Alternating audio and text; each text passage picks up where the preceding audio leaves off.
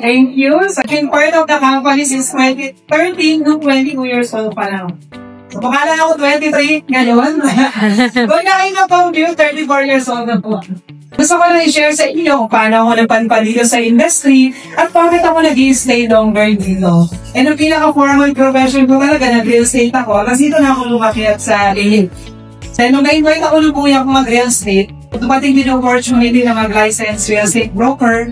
Nag-take ako ng March 2013. And then, pumasa naman tayo, mayroong April 1, nabigyan ako ng license, tsaka mag-invite rin ng people.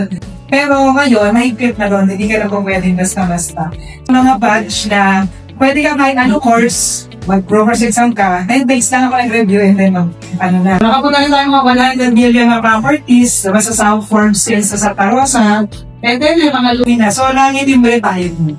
Mag-trading, sanay na ako sa walang 8 to 5. Morning, gigising ako 5:55 or 6. Kasi pag Monday to Friday, nag-walking kami.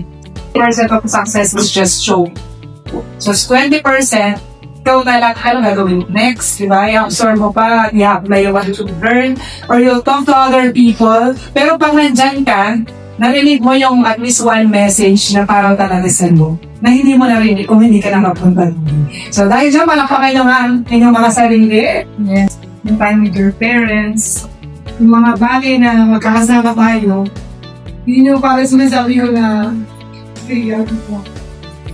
yun yung bagay na napapasalamat ako. Kasi,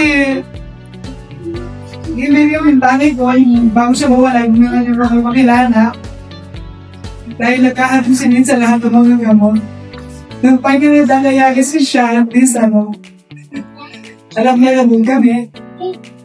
Alam niya nangyayari sa buhay-buhay kami. Kasi 4 hours kayo dyan magkasama, di ba? Masukang bagay ko.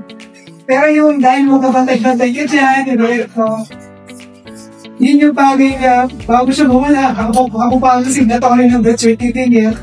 Super grateful ako sa industry na to. May time ko. Pagkailangan ko ng family members, so like, for to celebrate with them.